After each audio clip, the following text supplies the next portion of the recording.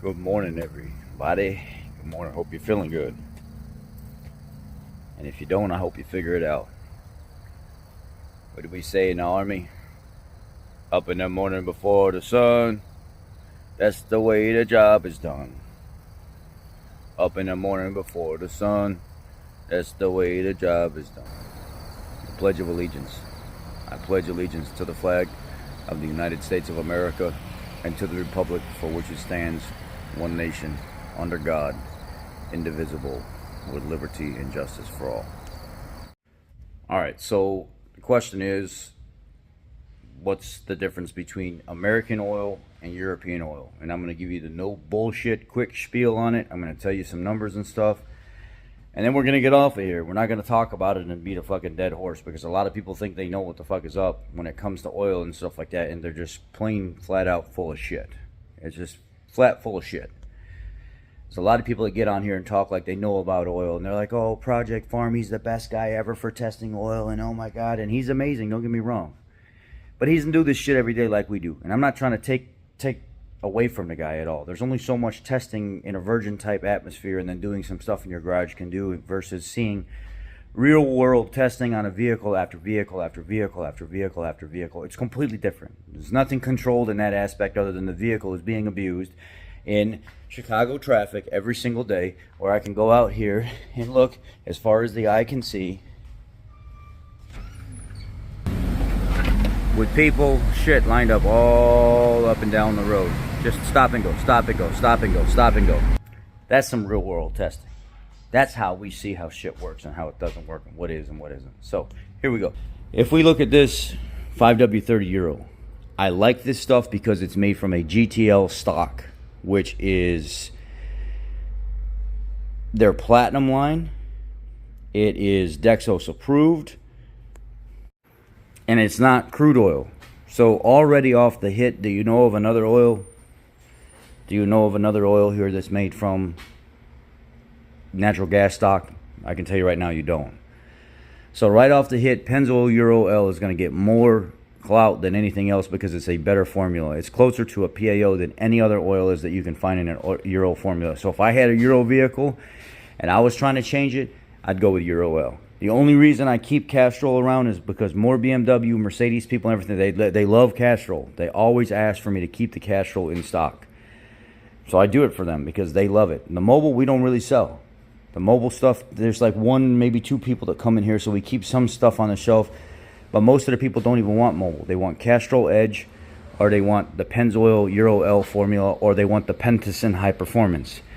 Now, this Euro L, I would have to give, is the GOAT of Euro oil, just because of how pure the base stock is.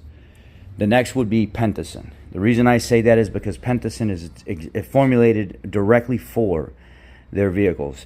The issue that I have with Euro oils is Euro oils don't have a lot of molybdenum in it. Molybdenum is a great anti-friction additive, and it does a phenomenal job, but it costs to put molybdenum in oil. So what do guys do, or what do manufacturers do? They up the phosphorus and zinc, increase the ZDDP pack, and they're like, there you go.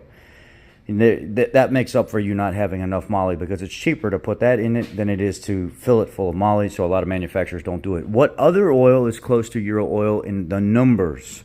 Diesel oil. Kind of looks similar. Diesel sometimes has a little bit better, higher dispersant detergent pack, but not much. It's pretty neck and neck with the Euro oils in general. Like, I can test this Pentacin 5W30. Where's it at? Here, 540, and we have 530. There's 530. I can test the Pentacin 5W30, and the calcium looks somewhere, it's extremely high. It's like 24 to 2700. No moly in it at all. The calcium is like, or that's the calcium, is like 24 to 2700 or something like that. And then you get to the magnesium, it's like 1000, and then the phosphorus and zinc is around 1000 as well. But if I come over here and I test regular platinum 5W30, oh, now I've got some moly. Maybe I got 50, 60 parts per million regular platinum moly, because they use Infinium moly. It's the tri-nuclear moly, so it's like 3 times the number you're actually seeing is how it actually acts. So the Platinum Series Pennzoil And some of the mobile stuff, they don't have to put an extremely high amount of moly in their oils because they use the best form of moly that you can get in oils, which is Infinium. It's trinuclear. Some people call it Infinium, whatever. It's the slang term they call it. It's because we had dinuclear. We have regular moly, dinuclear, and then some people call it trinuclear.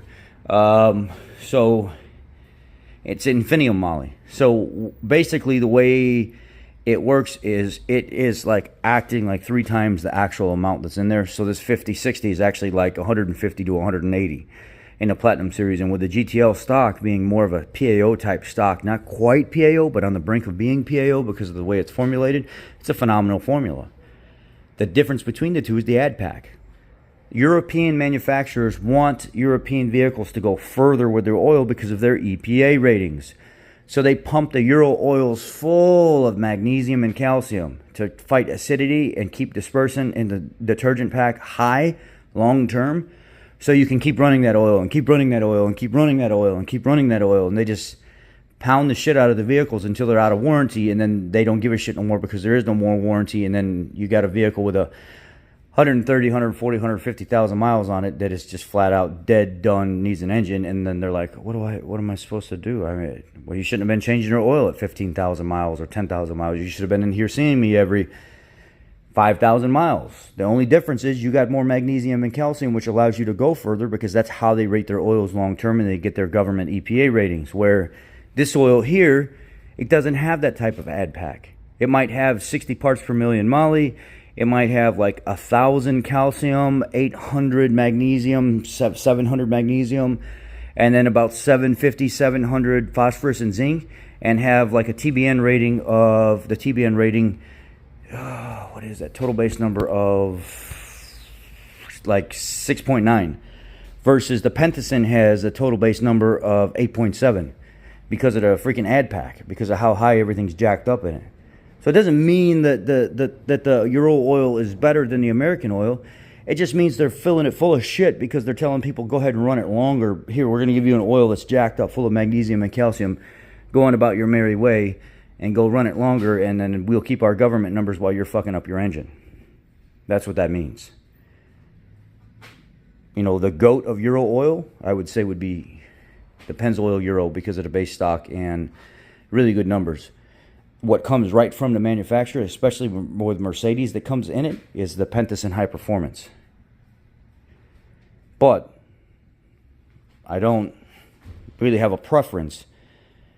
I like the Euro L the best, but I really don't give a shit, to be honest with you, what people run. All the Euro Ls are almost the same.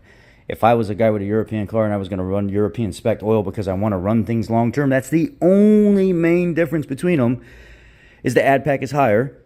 Because people want to run it long term because they're cheap asses and they don't want to change their oil.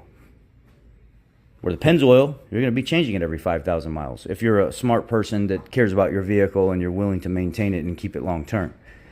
Now, if you're a person that's going to get rid of your vehicles every 3 or 4 years and you're only going to put 75,000, 100,000 miles on it and not give a shit, then fine, do your 10, 15,000 miles and run your bullshit Euro oil and stuff in there. It's the only difference between them. There's really no other difference. And even, let's just do a basic Google search real quick and I'll give you guys a screenshot so you can see. It's not just me.